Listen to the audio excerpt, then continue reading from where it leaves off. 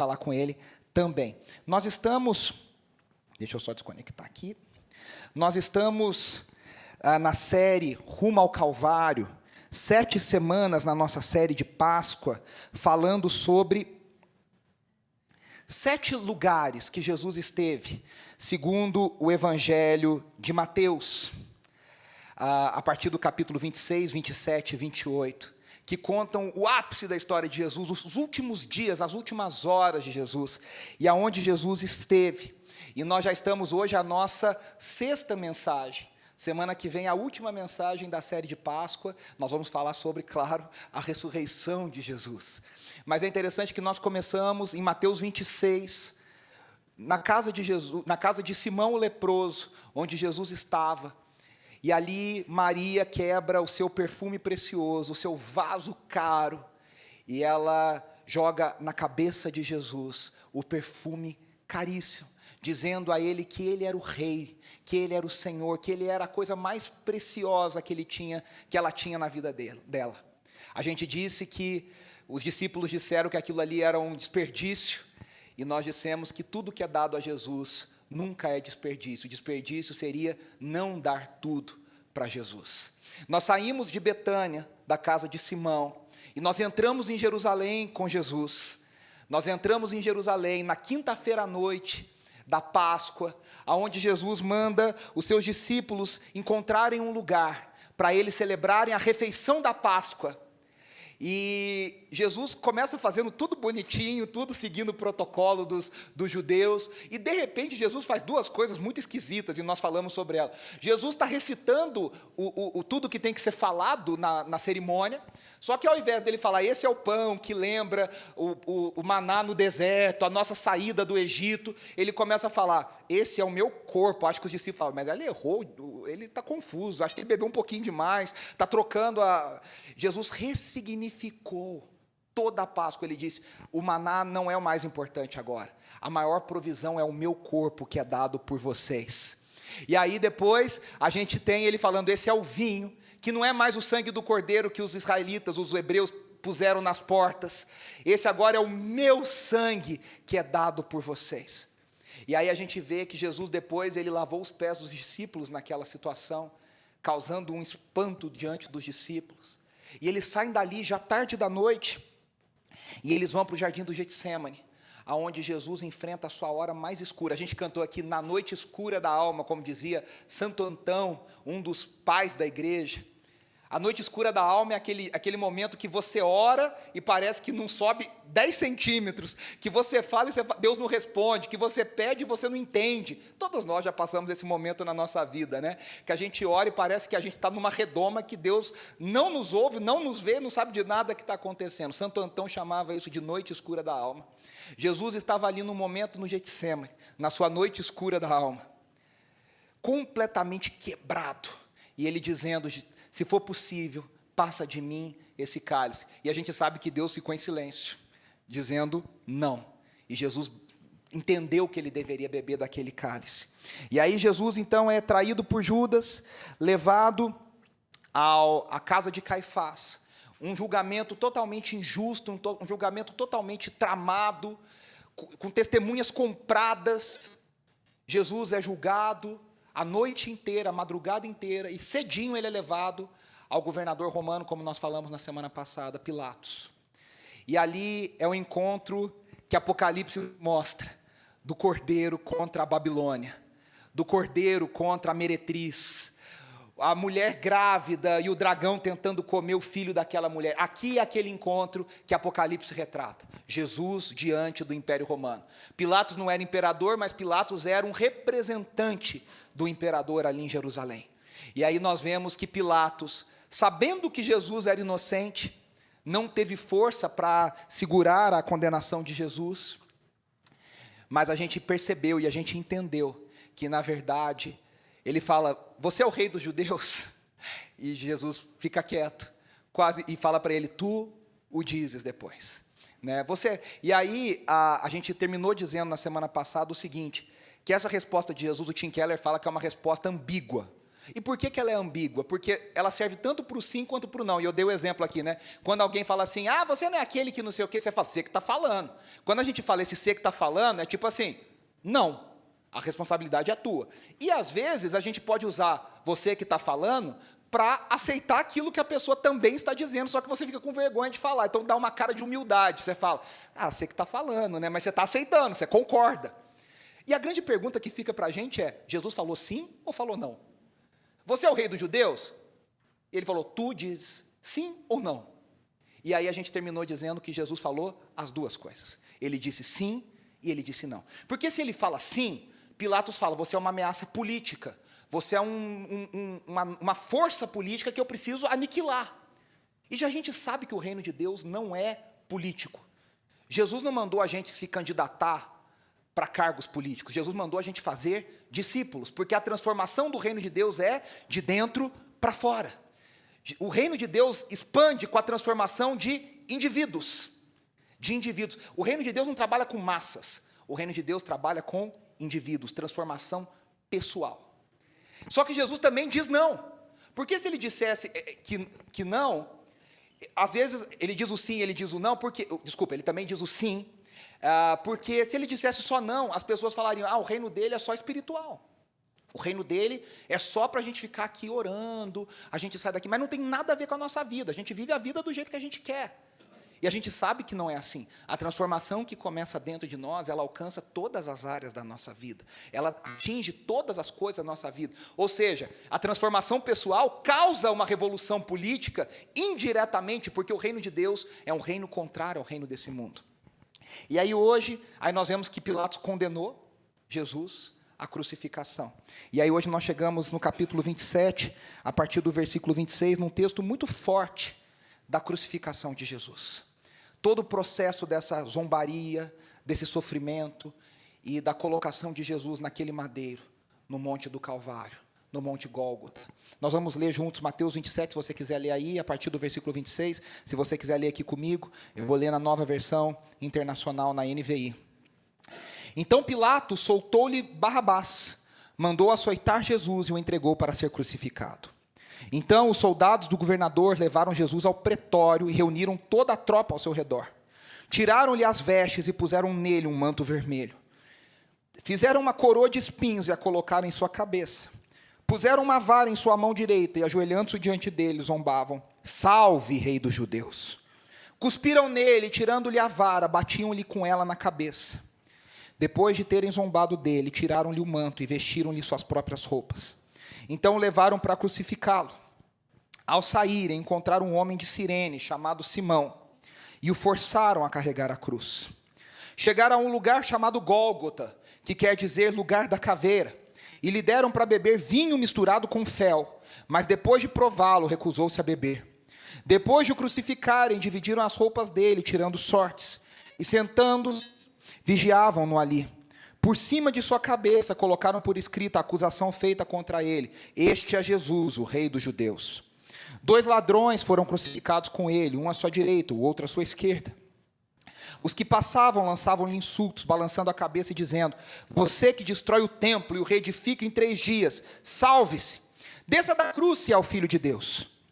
Da mesma forma, os chefes dos sacerdotes, os mestres da lei e os líderes religiosos zombavam dele, dizendo, salvou os outros, mas não é capaz de salvar a si mesmo. E é rei de Israel, desça agora da cruz e creremos nele. Ele confiou em Deus, que Deus o salve agora, se dele tem compaixão, pois disse, sou filho de Deus. Igualmente o insultavam os ladrões que haviam sido crucificados com ele. E houve trevas sobre toda a terra, do meio-dia às 3 horas da tarde. Por volta das 3 horas da tarde, Jesus bradou em alta voz, Eloi, Eloi, lama sabachthani, que significa, meu Deus, por que me abandonaste? Quando alguns dos que estavam ali ouviram isso, disseram, ele está chamando Elias. Imediatamente um deles correu em busca de uma esponja, embebeu-a em vinagre, colocou-a na ponta de uma vara e deu a Jesus para beber. Mas outros disseram, deixa-no, vejamos se Elias vem salvá-lo. Depois de ter bradado novamente em alta voz, Jesus entregou o Espírito. Naquele momento, o véu do santuário rasgou-se em 2 partes, de alto a baixo. A terra tremeu e as rochas se partiram. Os sepulcros se abriram e os corpos de muitos santos que tinham morrido foram ressuscitados. E saindo dos sepulcros, depois da ressurreição de Jesus, entraram na cidade santa e apareceram a muitos. Quando o centurião e os que com ele vigiavam Jesus viram o terremoto e tudo o que havia acontecido, ficaram aterrorizados e exclamaram: verdadeiramente este era o Filho de Deus. Até aqui.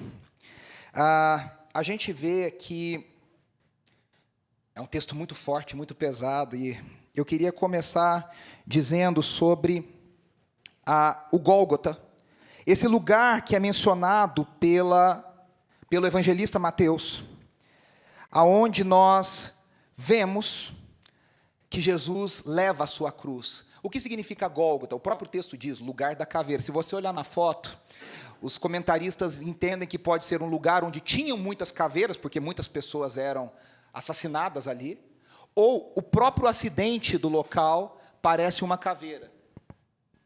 Percebem na face da rocha ali?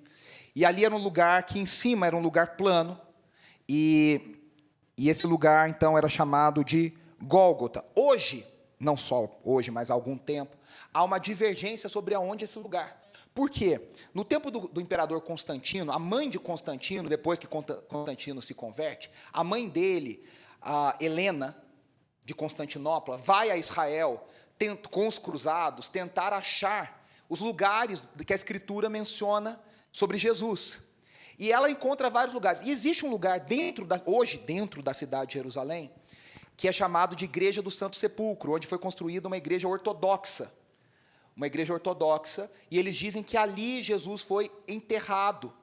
E naquele lugar, até ali, há a Via Dolorosa, a famosa Via Dolorosa, por onde Jesus carregou a sua cruz. A grande questão é que, no final do século XIX, um explorador chamado Charles George Gordon, ele vai a Israel e ele faz algumas pesquisas e algumas buscas arqueológicas, e ele diz que aquele não é o lugar. E ele acha um outro lugar, um pouco mais longe, que ele diz que a época era fora da cidade de Jerusalém. Por que isso é importante? Porque os evangelhos dizem que Jesus foi crucificado fora da cidade. Então era necessário que no tempo de Jesus, aquele lugar estivesse fora das muralhas. Que é esse lugar da foto. Que é onde os protestantes hoje admitem que foi o lugar da crucificação de Jesus. Então há um lugar aceito pelos católicos e pelos ortodoxos, e há um outro lugar aceito pelos protestantes, que inclusive fica perto de um outro lugar, porque você já deve ter visto em muitas fotos de quem já foi a Israel, ou fotos de viagens de outras pessoas, que é o Jardim do Túmulo, que é um lugar aberto, onde há um jardim, que dizem que é onde Jesus foi enterrado, que é um lugar diferente desse da Igreja do Santo Sepulcro. O fato é que Jesus caminhou pela Via Dolorosa carregando a sua cruz, saindo do pretório, e ele vai a esse lugar chamado Gólgota, carregando a sua cruz. E é interessante que muito se romantizou sobre a cruz. A gente fala da cruz quase de um jeito meio romântico, né? De um jeito assim, amoroso. A gente canta algumas coisas sobre a cruz de um jeito muito legal. Só que a gente precisa entender que o primeiro significado da cruz é um lugar de horror. A cruz é um significado, significa espanto, horror, é a pior das condenações, é a pior punição que existia no Império Romano. Só gente muito ruim e muito da pesada era colocada para ser crucificada. Então, antes da cruz ser um símbolo de amor, a cruz era um símbolo de pavor, de terror, de espanto. O objetivo principal da cruz era causar o máximo possível de dor. Você já sabe disso. As pessoas condenadas à cruz, elas eram pregadas pelos pulsos. A gente fala das mãos, mas os estudiosos entendem que as mãos não teriam força para sustentar o corpo. O corpo inteiro era sustentado pelos pulsos. E era colocado um prego nos pés, de forma que o corpo ficasse ali pendurado, numa dor terrível, num processo que às vezes chegava a demorar dias. E a pessoa ficava ali, sendo mordida por pássaros, sendo castigada pelo calor, com sede. E é interessante porque os soldados romanos odiavam a crucificação, por um lado, porque eles precisavam esperar a vítima morrer. Então o cara não podia sair dali enquanto a vítima não morresse. Ele tinha que ficar ali para ver a vítima morrer e atestar a morte. Muitos eram largados ali, porque eles eram completamente desprezados pela sociedade. Os estudiosos dizem que muitos tinham a perna quebrada. Por quê? Porque a única forma deles respirarem um pouco era se forçando sobre os pés, no prego que estava pregado nos pés, dando uma força para respirar. Imagina a dor desse processo. Mas a angústia era tanta, a agonia era tanta, que era a única forma deles respirarem. Como os soldados romanos queriam que o negócio acabasse logo, eles quebravam a perna para o condenado não ter nem como se levantar para buscar um pouco de fôlego, para morrer mais rápido. É interessante que a gente sabe que os evangelhos mostram que, para cumprir as profecias, os ossos de Jesus não foram quebrados, porque a profecia dizia que nenhum osso dele seria tocado, nada lhe seria tocado, apesar da incrível dor e apesar da incrível agonia que Jesus sofreu. Não foram os romanos que inventaram a crucificação, eles aprenderam com os persas inventaram, passaram para outras civilizações, e os romanos aprenderam isso com essas civilizações, mas eles aperfeiçoaram essa técnica. E era interessante porque somente escravos e estrangeiros eram crucificados. Cidadãos romanos não eram crucificados, porque eles eram considerados muito dignos, mesmo os bandidos, mesmo os condenados, para serem mortos através da crucificação. Por isso, a crucificação era a pior vergonha possível, a pior condenação possível, disponível apenas para estrangeiros, ou não cidadãos romanos, ou escravos. E esse local ficava provavelmente perto de uma estrada. Por quê? Porque essas pessoas eram colocadas ali como um outdoor, nos dias de hoje, dizendo, não mexa com o Império Romano, não toque no Império Romano, não mexam com as autoridades romanas, porque esse vai ser o seu fim.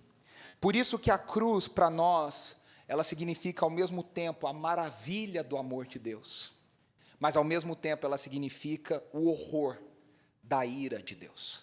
A cruz é ao mesmo tempo a maior expressão do amor de Deus, mas ela é a maior expressão da seriedade e do horror e da grandeza da ira de Deus que foi manifestada contra o pecado e contra o pecador. E aí nós vemos no texto que foi colocada uma placa em cima de Jesus, na cruz, que dizia, este é Jesus, o Rei dos Judeus. E eu coloquei aqui a tentação final de Jesus. Se você se lembra, o próprio evangelista Mateus nos conta, lá em Mateus capítulo 3, que Jesus foi batizado pelo primo, João Batista, no Rio Jordão. E quando ele foi batizado por João Batista no Rio Jordão, todos nós sabemos que vem uma voz do céu, quando Jesus sai das águas, e a voz do céu diz, este é o meu filho, em quem eu me agrado. Este é o meu filho em quem me agrado. Imediatamente, Mateus diz que Jesus é levado ao deserto para ser tentado por Satanás. E qual foi a tentação de Satanás? Nós sabemos que foram tentações diferentes, mas há algo igual nas 3 tentações de Satanás a Jesus, que ele coloca em xeque a identidade de Jesus como Filho de Deus.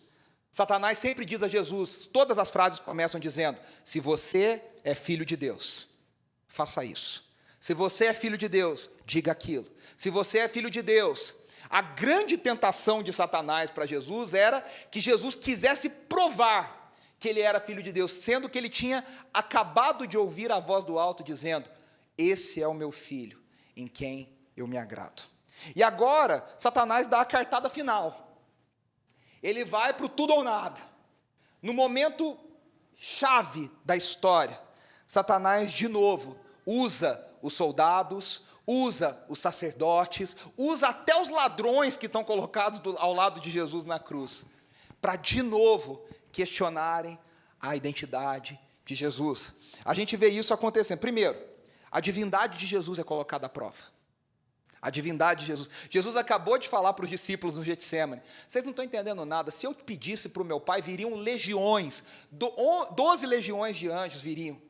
A gente falou que isso dão mais de 70 mil anjos viriam aqui para nos salvar.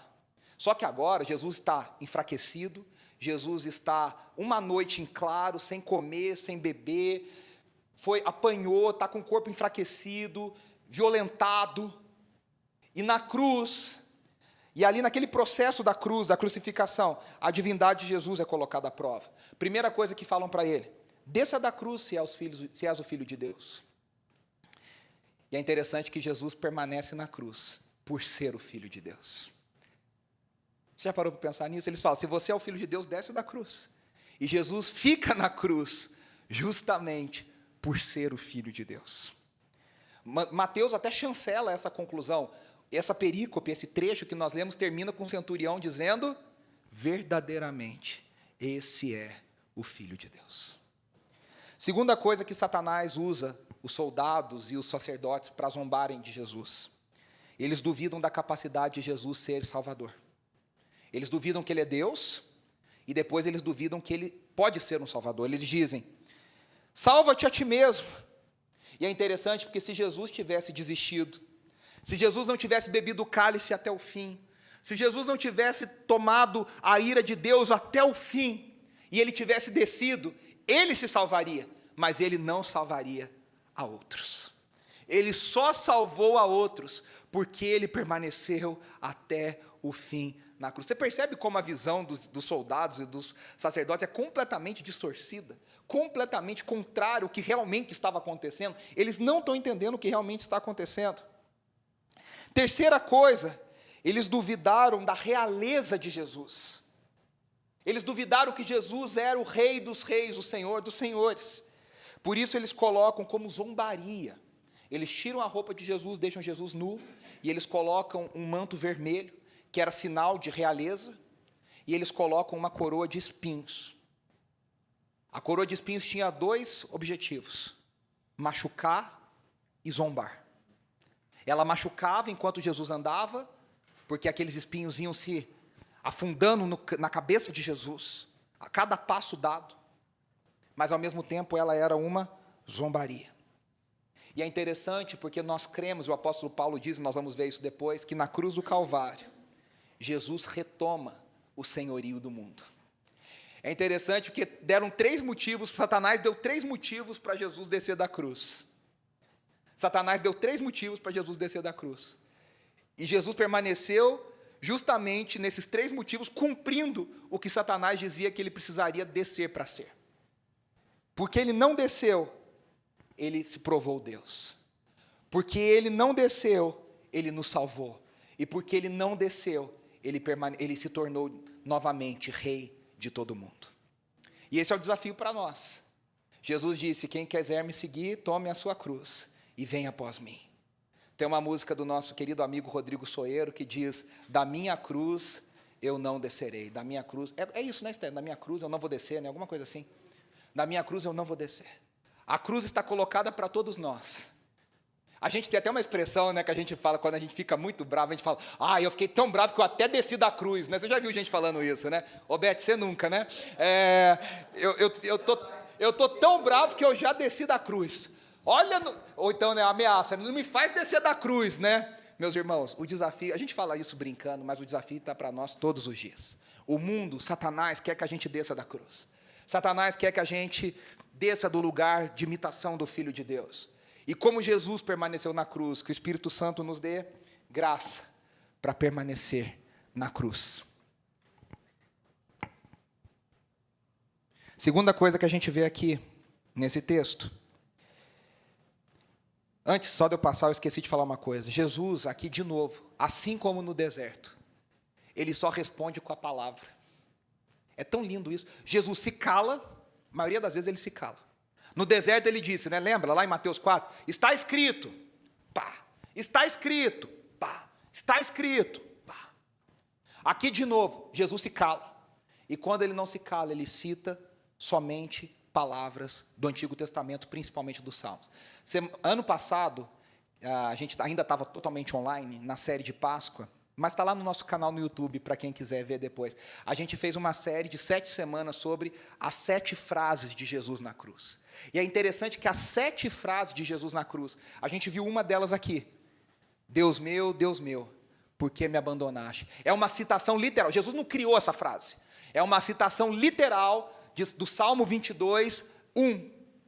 Davi escreveu literalmente: Deus meu, por que me abandonaste? Jesus não usou nenhuma palavra sua para se defender. Ele respondeu com a palavra. Eu acho que aqui fica um desafio para nós, né? A gente tenta se justificar muito, e a gente precisa usar a palavra de Deus, entender a palavra de Deus, para a gente se justificar por ela, para a gente viver por ela, para a gente caminhar por ela. E aí a gente vê que Jesus é o Salvador. Mateus constrói a narrativa para mostrar que na cruz, Jesus não é alguém que precisa ser salvo. Jesus é quem está salvando. A gente tem visto, por isso que eu fiz essa retrospectiva no início, aonde o ser humano olha e vê vergonha, Mateus olha pelas lentes do Evangelho e vê graça. Aonde a gente vê humilhação, a gente olha pelas lentes do Evangelho e vê autoridade. Aonde a gente vê derrota, pelas lentes do Evangelho, você olha e vê poder. Jesus não é uma vítima injusta que está sendo, injusta, do lado humano sim, entregue para uma condenação injusta. Do lado divino, da perspectiva divina, Jesus é alguém que está se entregando voluntariamente para salvar o seu povo. E aí a gente vê algumas coisas, né, que esse é o ápice da história da redenção. Esse é o ápice da história que Mateus está nos contando. Jesus é o cumprimento das promessas feitas a Israel. Veja só, ele é o filho de Adão, Romanos 5 diz que ele é o segundo Adão. Ele é o filho de Abraão, aquele que, muito melhor do que Isaac, porque cá entre nós, Isaac foi bem fraquinho, né? A história de Gênesis é assim, Abraão, aí dá uma passadinha, Isaac, Jacó e José. Isaac é uma passagem na história de Abraão. Jesus foi o Isaac que Isaac nunca foi. Jesus é o filho da promessa, que cumpre verdadeiramente as promessas feitas a Abraão. Em ti, todas as famílias da terra serão abençoadas. Jesus é o novo Moisés. Só que ao invés de libertar do Egito, Jesus vai libertar do pecado. Jesus vai libertar da opressão, Jesus vai libertar da morte. Jesus é o novo Davi, Jesus é o descendente de Davi. Davi, para você nunca faltará um descendente que se assente no trono. E agora ficou, entenda bem, com muitas aspas, fácil. Porque agora não vai precisar nascer e morrer. Agora Jesus, de uma vez por todas, habita e se assenta no trono de Davi para todo sempre. Jesus é o cumprimento da história de Israel. Ele é o Cordeiro de Deus que tira o pecado do mundo. Ele é a verdadeira libertação que Israel sempre esperou e sempre aguardou. Ele é o Mashiach, o ungido, o escolhido. E aí nós vemos que o texto diz que trevas vieram sobre a terra. A gente cantou aqui, o universo chora. A terra chorou, vieram trevas. E aqui nós temos algumas lembranças quando a gente lê sobre isso. Um judeu entenderia, lembre-se que Mateus escreve o seu evangelho para judeus, primeiramente para judeus. Um judeu, quando lesse que vieram trevas ao meio-dia, primeiro, na hora com mais clara do dia, com mais sol, e cá entre nós, né, em Israel, há um sol para cada um de nós, meio-dia, vieram trevas, e não foi um eclipse, é uma treva sobrenatural. O que Mateus está nos passando, e passando para um judeu que lesse isso aqui? Primeiro, o judeu ia lembrar da 9ª praga do Egito. A última praga antes da morte dos primogênitos no Egito foi que o Egito ficou em trevas. Ninguém via nada, ninguém enxergava um palmo na sua frente. A escuridão que veio sobre a terra. E há uma outra referência bíblica que veio posterior à escrita do Evangelho, que é Apocalipse 16, que diz que há 7 taças do juízo de Deus que serão derramadas sobre a terra. E a 5ª taça é que quando essa taça for derramada, virá escuridão sobre a terra. Só que a terra, em Apocalipse 16, está dominada pela Babilônia. O que Apocalipse 16 está dizendo é, quando Deus derrama do seu juízo, a escuridão confunde a Babilônia. A escuridão deixa a Babilônia no escuro, perdida, sem saber o que fazer. Nós podemos entender que, e eu sempre digo isso, Apocalipse não é algo que vai acontecer no futuro. Apocalipse é algo que tem acontecido desde o início dos tempos. Apocalipse retrata um conflito cósmico que aconteceu desde a criação até a redenção. Está acontecendo e já aconteceu. Nós podemos entender que na cruz, quando Deus derramou a escuridão sobre a terra, Deus estava confundindo os poderes desse mundo. Deus estava condenando os poderes desse mundo. E por que eu digo isso? O que parecia ser a maior humilhação, o que parecia ser o triunfo dos sacerdotes, o que parecia ser a demonstração do poder de Roma, na verdade era a derrota de todos eles. E a vitória final de Jesus Cristo. Parece que o apóstolo Paulo concorda comigo. O apóstolo Paulo diz lá em 1 Coríntios 1:23, que a cruz de Cristo é escândalo para os judeus e loucura para os gentios. Porque cá entre nós, um inocente condenado, colocado para morrer da pior forma possível, da forma mais vexatória possível, mais dolorosa possível, como que a gente pode olhar para isso e considerar a maior vitória do povo de Deus? Por isso que o apóstolo Paulo diz, a cruz é um escândalo para judeus, e ela é loucura para gentios. Colossenses 2, do 13 ao 15, depois você lê na sua casa, Jesus fala que o espetáculo público não era Jesus. O crucificado era colocado ali. Cá entre nós, né, o ser humano, assim, ele é bizarro, né? Como que a gente... Hoje tem pessoas que transmitem mortes ao vivo, assim, no YouTube, né? Enfim, tem coisas terríveis por aí. E a gente ouve falar, né, que quando ia ter condenação... A gente vê nos filmes de Idade Média, quando ia ter lá a guilhotina, a cidade inteira se reunia para ver a pessoa perdendo a cabeça. O ser humano gosta de tragédia. Você acha que quando havia pessoas crucificadas, as pessoas não se reuniam em Jerusalém para ver as pessoas crucificadas? Claro que se reuniam. Mas Paulo fala lá em Colossenses 2, 13 a 15, que o espetáculo não era Jesus. O espetáculo público era os principados e potestades. Ele diz que o escrito de dívida que era contra nós foi cancelado. E aí ele diz, na cruz, Jesus triunfou sobre os poderes deste mundo. No maior símbolo de derrota, Deus a transformou no maior símbolo de vitória. Jesus derrotou as principados e potestades desse mundo na cruz do Calvário. Só que nós vemos algo muito poderoso na cruz. E nós cantamos isso. Na cruz, Jesus foi abandonado pelo Pai. Jesus já havia sido abandonado pela multidão. Ele havia sido abandonado pelos discípulos. A multidão que gritou Hosana preferiu soltar Barrabás do que soltar Jesus. Os discípulos, um deles disse, eu vou contigo até a morte. Na primeira oportunidade, saiu correndo, sozinho. E agora Jesus é abandonado. Acho que é o momento mais temido por Jesus. Ele experimenta o abandono do Pai. Ele foi moído pelo Pai na cruz, para que eu e você não precisássemos ser. Deixa eu te falar uma coisa. O abandono do Pai tem uma definição, um sinônimo, que é inferno. O que é inferno? A ausência total da presença de Deus.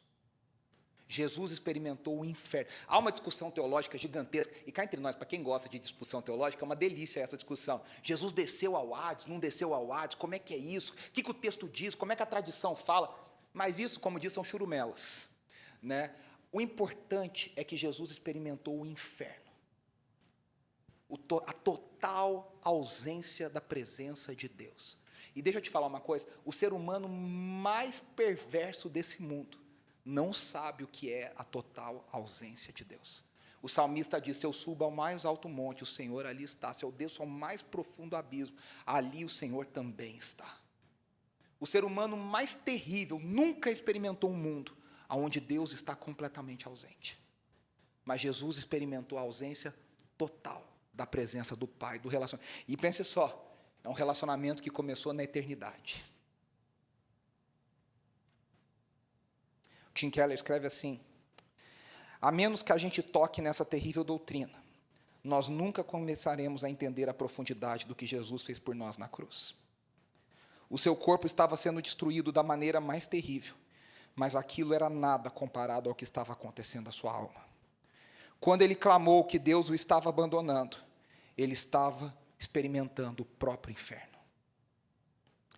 E se você prestar atenção, aqui é o único lugar nos evangelhos que Jesus não chama Deus de Pai.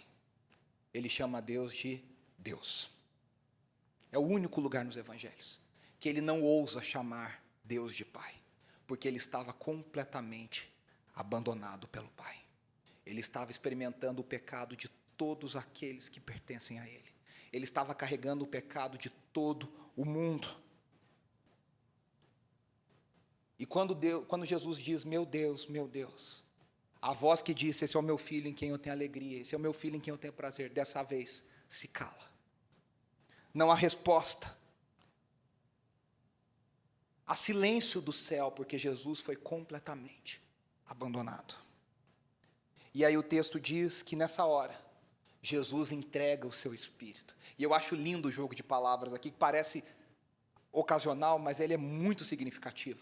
Jesus não foi vencido pela morte. Jesus venceu a morte. Jesus não foi derrotado pelos seus inimigos. Jesus entregou o seu espírito. E aqui há uma coisa muito interessante. Alguns condenados demoravam dias para morrer. Jesus morreu em poucas horas.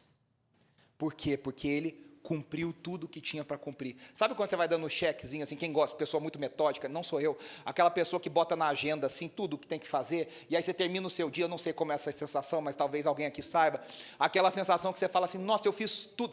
Ana, você deve passar por isso de vez em quando. Você termina o dia e fala: nossa, eu cumpri tudo o que estava na minha lista.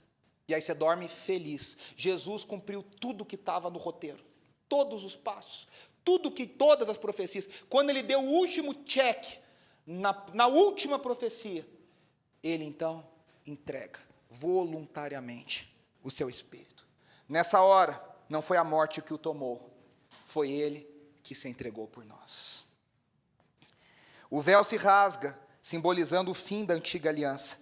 Efésios 2, o apóstolo Paulo diz: Jesus no seu corpo na cruz rasgou o véu e a separação, e agora ele constrói uma comunidade onde não há mais diferenças, onde não há mais separação.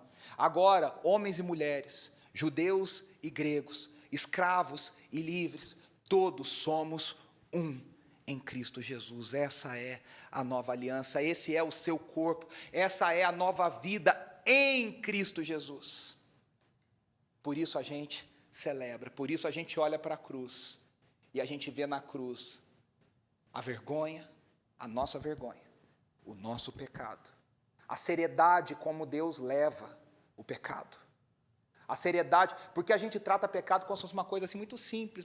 Algumas igrejas não usam mais o termo pecado. Algumas igrejas falam: se você cometeu um deslize, a gente tenta suavizar um pecado. Se você escorregou na casca de banana, se você cometeu uma tolice. Não, queridos, pecado é uma coisa séria, é tão séria. E a gente canta isso, algumas pessoas até falam: essa música é uma heresia. Não é, eu entendo o que essa música diz. Eu nunca saberei o preço dos meus pecados ali na cruz. A gente nunca vai entender, por mais que pense, reflita, a gente nunca vai chegar a entender a profundidade e a seriedade do que significa um pecado, ao ponto de Deus e filho, pai e filho, juntos, porque o John Stott diz que um não obrigou o outro, né? O pai não obrigou o filho a ir para a cruz e o filho não obrigou o pai a aceitar. Os dois entraram em comum acordo, os três, a Trindade Santa entrou em comum acordo. E o pai aceitou abandonar o filho, e o filho aceitou ser abandonado, para que ele pudesse carregar o meu pecado, para que ele pudesse levar o seu pecado, para que nós fôssemos restaurados, para que nós fôssemos vivificados, para que nós fôssemos ressuscitados juntamente com ele. Eu queria convidar você a fechar os seus olhos. Queria chamar o Stanley aqui na frente, o Tiago, os meninos, o Renatinho.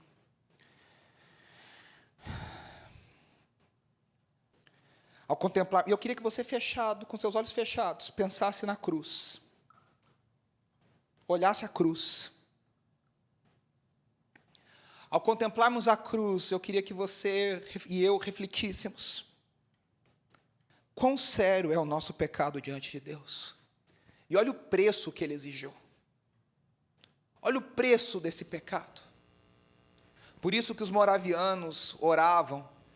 Os moravianos eram um povo na Europa, na era medieval, que dizia, muito missionários, e eles oravam e diziam, quando eles mandavam alguém para o campo missionário, que o Cordeiro receba, através de mim, a recompensa pelo seu sacrifício. Como algumas das nossas canções dizem: o que eu darei ao Senhor? O que eu darei ao Senhor por tudo que Ele tem feito por mim? O que eu posso dar diante de tão grande amor? Quão grande, quão profundo é o amor de Deus por nós. E aí eu queria que você tirasse um tempo para agradecer.